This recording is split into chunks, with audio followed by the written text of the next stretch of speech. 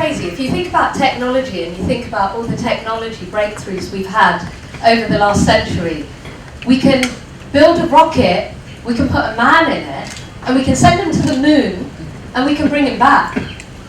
And on the other side, we can get an atom, and we can smash it into component parts that we didn't even know existed. Not only that, we can get a computer screen now, and I can be on the other side of the world to you, and we can converse real time and see each other. Amazing, amazing what we've been able to accomplish. But let's think about the global challenges that we have today. And have we been able to solve any of them? They're the same challenges we've had for thousands of years. We have war, we have poverty, we have suppression, and we have oppression, amongst other things. We've not been able to stop any of those things, even with this amazing technology that we've developed. That got me thinking as to what was the common denominator between these global challenges. And what I realized the global denominator was you and me. It was us, it was humans. We're the ones that have caused the poverty, we've caused the war, the suppression, the oppression, and we carry on doing it even though we've got all these technological breakthroughs. So that started to make me think as to why is that the case? We've got bright people, we've got bright technology. Why are we not solving these problems? See, if you think about what's happened with society over the years, we've gone from creating businesses, individuals have created businesses, and other businesses have come up because they want to sell to those other businesses. So we got B2B. And then suddenly we woke up one day and said, but hold on a minute, it's consumers that are actually fueling the businesses, so we now need B2C. So we get B2C, and then just recently, Brian Kramer came out and said, but the consumers are human. We need to go H to H. We need to go human to human. And that way we can sell to them.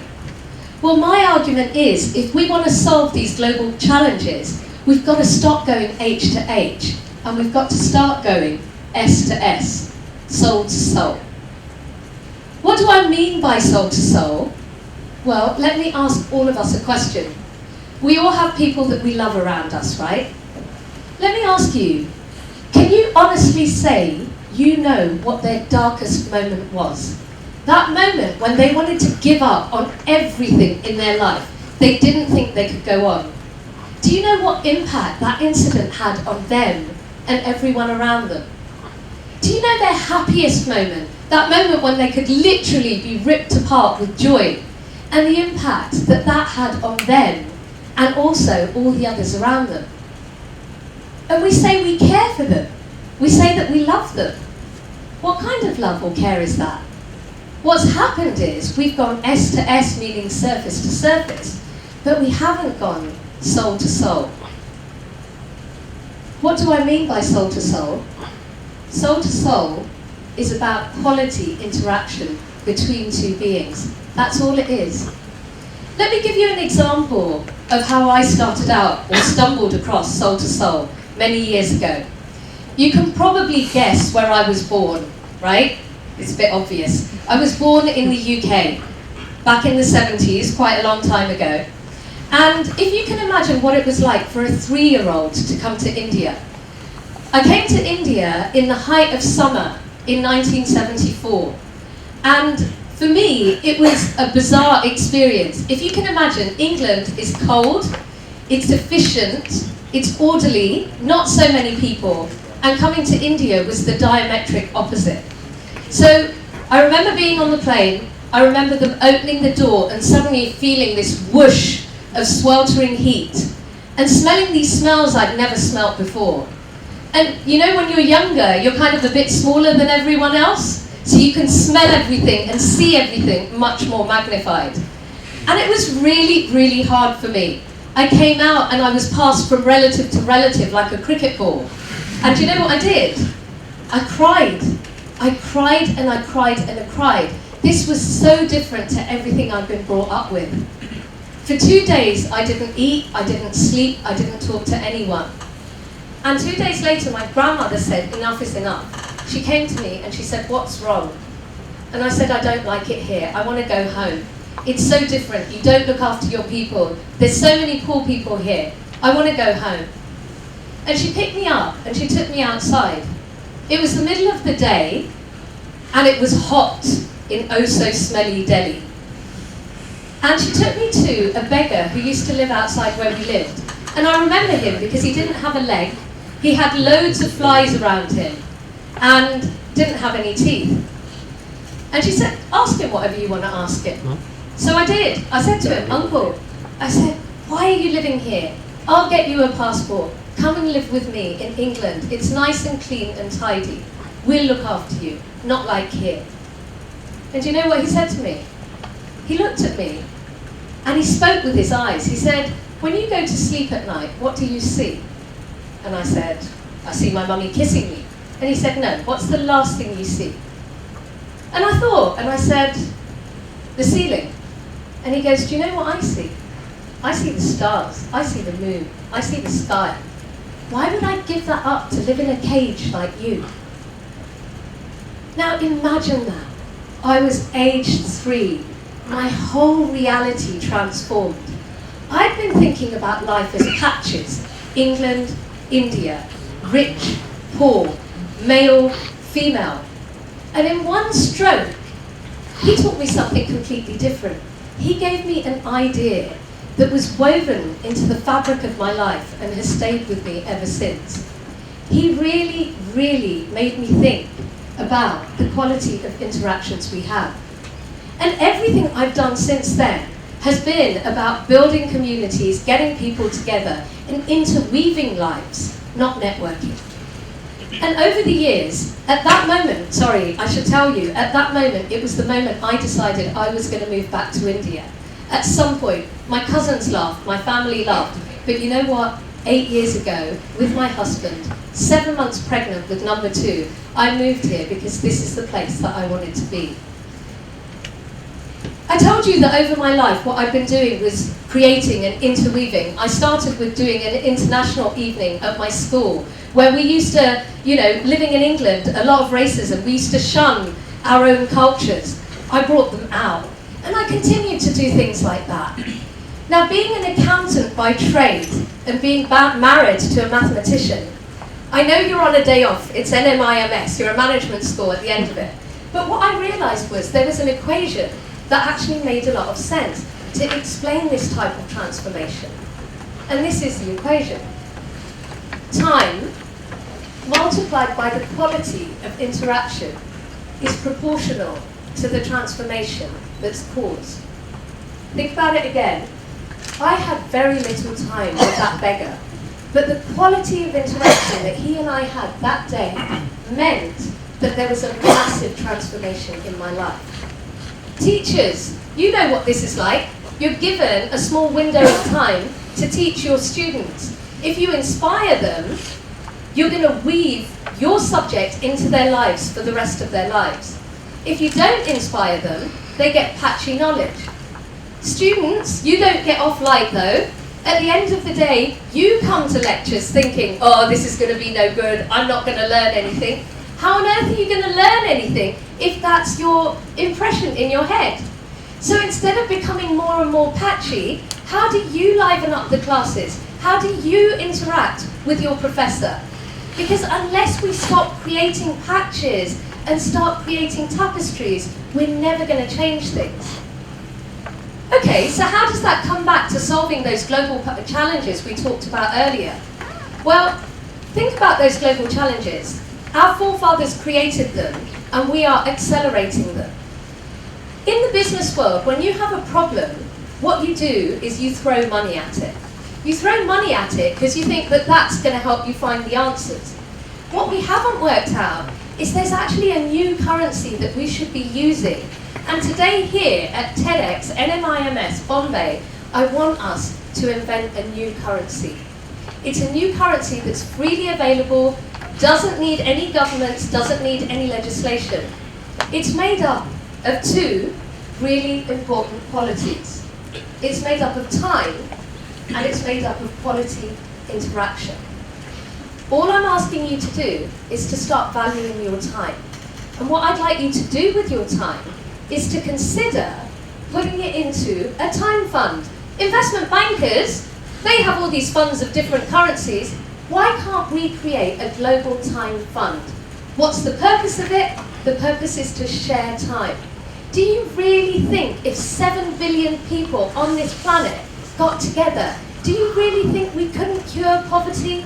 That we wouldn't be able to stop war or mass destruction? 7 billion people? If we put time together in a time fund where we start sharing time by trying to come up with solutions, and we're all on the same page, of course we can do it. Okay, there's cynics in the audience who are probably saying, no, not possible. I want to share a story with you. When I was 25, I moved to Romania, qualified as a chartered accountant, working as an auditor. A couple of years later, I realized that I much more enjoyed teaching my staff how to audit than actually auditing itself. So I set up a training institute. Within a year, it was so successful that we were bought out by a UK-listed company. And they opened an international division, and they asked me to run it. I was 28 at the time, so it was a great opportunity. Their first challenge to me was, you've set up this fantastic business in Romania, we want you to replicate it and open a training school in Poland. And after you've done Poland, we'll give you a year, go on to Hungary, go on to Ukraine, go on to other countries. Not one to not take a challenge. I said, okay. Turned up in Poland in December 1999, just to be faced with a lot of negativity. Nobody wanted our training, nobody thought our business would do well. Poland was in recession, and thank you, Vandana, but no thank you. And I remember on the 18th of December 1999, sitting in my hotel room, just like that 3-year-old self, crying. Crying and crying and crying. Now, through the blurred tears, I noticed something being shoved under my door, and it was a newspaper. And it had an advert for a business mixer that was happening that evening. It was -20 outside, and it was very warm in my hotel room. I suddenly thought, should I go or not? I put my clothes on, and I decided to go. I got there, and I almost turned around. It was a networking event. There were 500 people, but 497 of them were men in their 40s and 50s, wearing dark suits and not looking very inviting. I was about to leave when suddenly in the corner I noticed 3 women. I went straight up to those women and I said, oh, it's so nice to see women here. And they started laughing and they said, who are you? Soul to soul. I literally burst into tears in front of them and I said, I'm here to open a business. I just feel though, after this first week, there's no way I'm going to manage it. And do you know what they did? All 3 of them just gave me a massive hug, gave me a drink and said, tell us.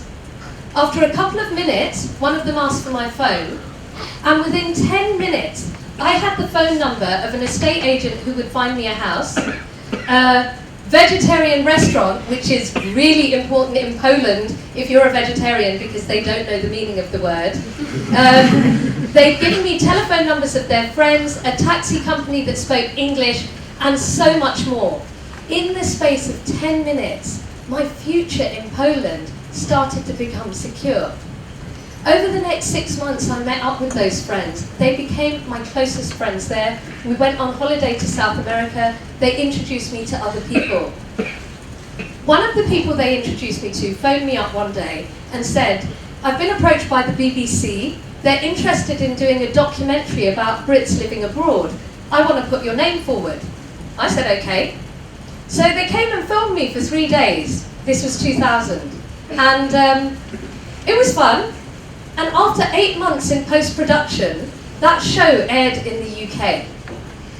Now, that night that it aired, a university friend of mine happened to get home and was channel flicking on the telly. And he saw me. And the next day, he sent me an email. And he said, oh, I didn't realise you were a superstar. Congratulations for being on the television. When are you next back in the UK? We should meet up. 3 weeks later, I was back in the UK, and we did meet up. And a year later, we got married. So you may think that one incident may not change your mind. You may think one quality interaction won't change your life. My life changed inexplicably on the 18th of December, 1999. And I'll ever be grateful for that. So, I've talked about our time fund. I've talked about my own experiences, both at 3 and also later on. And there's still cynics in the audience that says this can't work. Well, I'm putting a challenge to you. My challenge to you, to every single person who's here, and every person who watches this TED Talk anywhere in the world, I want you to do this. Tomorrow, go out and find someone that you wouldn't normally interact with, and interact with them for just 5 minutes. And I want you to do the same thing every day, just for 5 minutes, for a whole week. And at the end of that week, I want you to send me an email. Email address up there, and I want you to answer these 3 questions. What did you have in common? Is there something non-financial that you can help them with? And thirdly, how did you feel after doing this? And believe me, it will transform your life. You know, there was a guy in Pune a long time ago. He lived under duress at the Aga Khan Palace. His name was Mohandas Karamchand Gandhi. And he used to spin thread. That's what he used to spend his time doing. And he used to say, be the change you want to see in this world. Well, you know what? Maybe it's time for us to become those threads and weave the change we want to see in the world. Thank you.